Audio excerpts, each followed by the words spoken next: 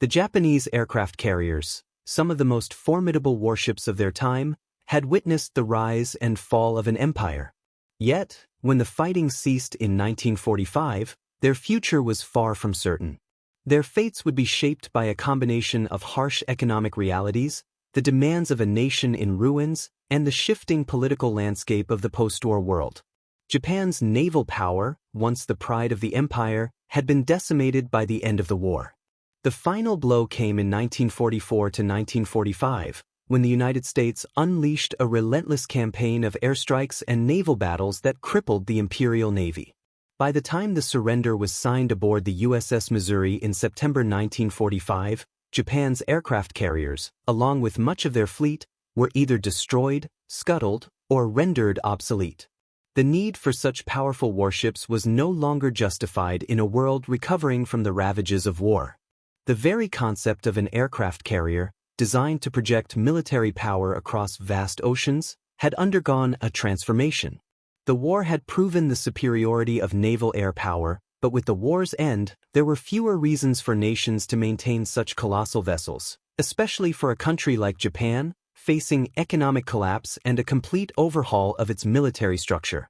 The Treaty of Peace with Japan, signed in 1951, officially banned Japan from maintaining a military capable of offensive operations. The aircraft carrier, once an indispensable part of Japan's naval doctrine, was now a symbol of a past that the country was trying to move on from. The scale of the loss was staggering.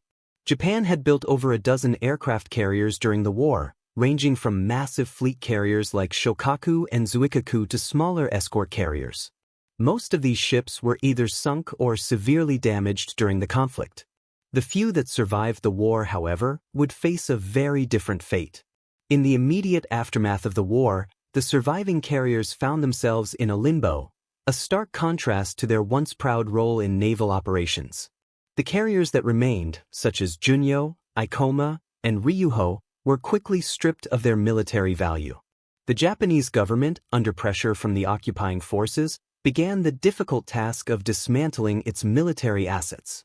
The sheer scale of this operation was a daunting one, with over 2,000 ships, tanks, and planes needing to be accounted for and disposed of. But the carriers, with their massive tonnage and complex structures, were an especially difficult problem. The demands of the Allied occupation forces and the lack of materials and skilled labor to maintain them meant that repurposing these ships for civilian use was not a viable option. The carriers would become an enormous financial burden, a reminder of a past the country was desperately trying to leave behind. Junyo, one of the last remaining fleet carriers, was mothballed in Yokosuka Harbor in 1945. By the end of 1947, she was placed in reserve, with her future hanging in the balance. She would remain in a state of decay, slowly deteriorating in the salty air of the harbor. Attempts were made to repurpose the ship. Her hangar decks were stripped bare, and her guns were removed, but the cost of keeping her afloat grew prohibitively high. By the early 1950s, the decision was made to scuttle Junyo and scrap her for parts. The fate of Junyo was a common story for many of Japan's remaining carriers. Their grand careers, once filled with glory and promise, ended in rust and metal as they were torn apart and sent to the scrapyards.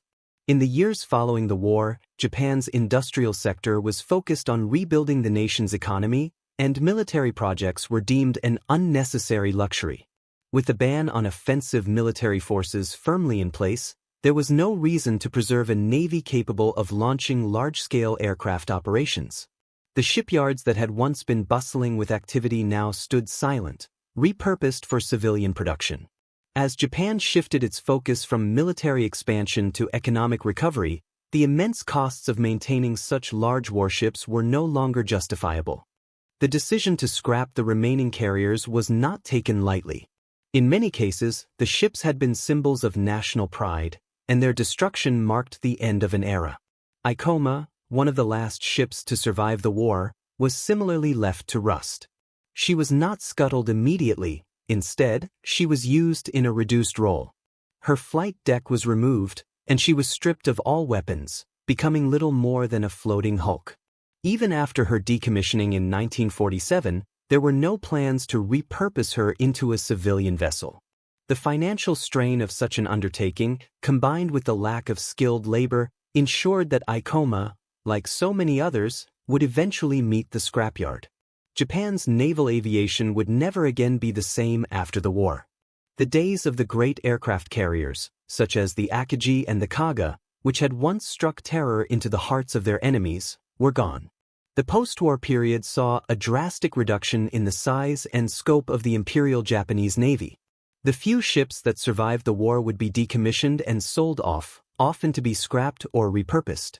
The enormous hulls of the carriers, once symbols of military might, now represented a financial burden that Japan could ill afford to carry. As the years passed, many of these ships were broken down and melted into scrap metal, sold to foreign buyers who would reuse the materials for rebuilding their own economies. The remnants of Japan's wartime naval power were slowly ground down into nothing more than raw material for a new, peaceful world order. It was a quiet end for an era of immense destruction and loss. The aircraft carriers, once so vital to Japan's military ambitions, became little more than a footnote in history. Their final fates were sealed by the weight of economic necessity and a new global order that left no room for the symbols of war. By the 1950s, Japan had fully embraced its post-war identity, focused on rebuilding its economy and society from the ashes of defeat. The remains of the aircraft carriers, scattered across the nation's shipyards, were increasingly seen as relics of a past best forgotten. The slow, methodical destruction of these ships reflected the larger national effort to turn away from militarism and rebuild the country into a peaceful economic powerhouse. The carriers' final days were not marked by the roar of aircraft or the flash of gunfire, but by the clang of metal being cut apart and sold to the highest bidder. The process of scrapping these warships was a reminder of the profound shift that had taken place in Japan. Once the home of some of the most advanced naval vessels in the world, the country now found itself surrounded by rubble, grappling with the aftermath of war. The carriers, once so important to the national identity, were a casualty of the new world order that emerged in the aftermath of the war. What had been symbols of power were now nothing more than forgotten monuments to a bygone age. In the early 1950s, as Japan sought to rebuild its economy and establish a new identity, the country's naval history became a painful reminder of its militaristic past. The aircraft carriers that had once symbolized imperial strength and technological prowess were now nothing more than obsolete relics. Their survival after the war was not a testament to their worth, but rather to the practical difficulties of dismantling such massive ships. The carriers remained in limbo for years, awaiting decisions that would determine their fate, whether they would be scrapped, sold, or repurposed for another life entirely. The shift in Japan's military strategy following the end of the war had made the existence of these giant ships unnecessary. Under the terms of the post-war settlement, Japan was forbidden from maintaining a military force that could engage in offensive operations.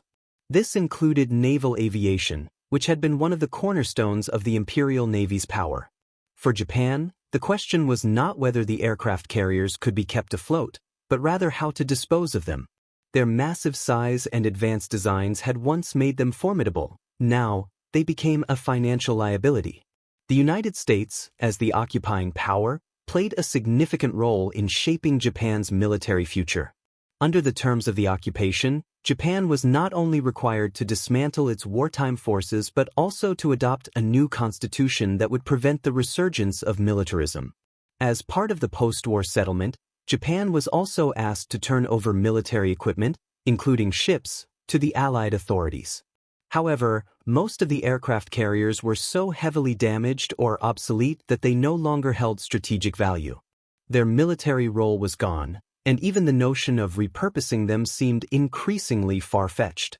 Ryuho was one of the few carriers that managed to avoid the scrap heap in the immediate aftermath of the war.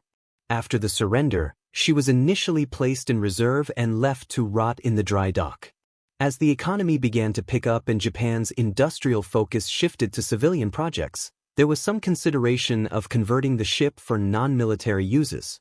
But the cost of converting such a large vessel was far too high. The hull, stripped of its weapons and flight deck, could serve no purpose but as a relic of a past Japan wanted to forget. In the early 1950s, the Japanese government, now focused on recovery and rebuilding, found itself confronting an impossible dilemma: what to do with these hulking ships that were symbols of a world that no longer existed. The nation was still reeling from the destruction of its cities, and the aircraft carriers, once the pride of the fleet, represented the brutal reality of defeat. The carriers became a symbol of Japan's past imperial ambition, a reminder of the destruction wrought during the war. For many, the carriers were a visual representation of the heavy burden Japan now had to carry, the shame and grief of wartime devastation. During this period, the Japanese shipyards were reoriented towards civilian production. Industrial recovery meant focusing on the manufacturing of goods for the domestic market as well as the export sector. The carriers, which had once been at the forefront of military technology, now found themselves in a situation of complete obsolescence. Their sheer size made them a liability, and the cost of maintenance was far too great. For many of the ships, their continued presence in the dockyards and harbors was nothing more than a drain on resources that Japan could ill afford to continue. In the years after the war, a number of Japan's surviving aircraft carriers were either dismantled or sold off for scrap. The process of scrapping these ships was both methodical and sad. The carriers were stripped down to their skeletons, with every piece of usable material removed and repurposed.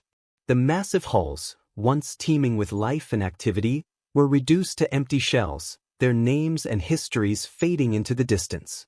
Junyo, which had been part of the Imperial Navy's final efforts, was eventually dismantled in 1956, her once proud frame ground down into metal that would never again serve a military purpose. By the mid-1950s, Japan had firmly entered an era of peace and recovery. The horrors of war were slowly giving way to the prospects of economic growth. In this context, the scrapping of the aircraft carriers was seen not as a loss but as an inevitability. The ships no longer represented Japan's future. Instead, they were remnants of a past that Japan wanted to leave behind, a reminder of the hubris and tragedy of its military past. As these ships were dismantled, there was little sentimentality about their destruction. They had fulfilled their role in history, and now they were being reduced to scrap metal to support a new world order. The process of scrapping Japan's aircraft carriers was not only a reflection of the nation's economic recovery but also a symbol of the broader shift in global politics. The rise of the United States as the dominant military power in the Pacific, alongside the growing influence of the Soviet Union, meant that the balance of naval power in the region was being reshaped. Japan, having been defeated and occupied, no longer had the resources or the desire to maintain a fleet of powerful aircraft carriers. These ships, which had once been central to Japan's naval doctrine, were no longer necessary in a world where Japan's military ambitions had been completely curtailed. The final scrapping of Japan's aircraft carriers also marked the end of an era of naval aviation. In the years following the war, aircraft carriers remained an essential component of many global navies, but Japan would not build another carrier for decades. The post-war world had seen the rise of new technologies and new forms of warfare. The need for massive, traditional carriers was slowly fading, replaced by more versatile and efficient naval designs. For Japan, the focus would shift from military might to economic power. Yet, as the years passed, the story of these carriers remained a poignant chapter in Japan's history. While the ships themselves were long gone, their legacy lived on in the memories of those who had served aboard them, and in the lessons learned from their construction and destruction. The carriers had been symbols of Japan's ambition, but they were also symbols of its defeat, its transformation, and its eventual rise from the ashes of war. The aircraft carriers that survived the war were ultimately absorbed into the scrap metal trade, making way for the post-war economic boom. These ships, once the epitome of naval warfare, ended their days as mere piles of twisted steel. They would not live to see another era of naval combat, nor would they become part of the civilian world.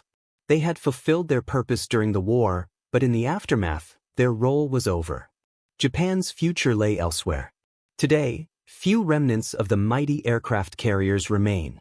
Only faded photographs, occasional memories from survivors, and the metal fragments left behind in foreign scrapyards remain as evidence of their existence. The final chapter of these ships has been closed. But the question remains, how does a nation move on from such a past? For Japan, the dismantling of its aircraft carriers was not merely a physical act of destruction. It was a symbolic severing of ties with an imperial past, an essential step in its reinvention as a peaceful, prosperous nation.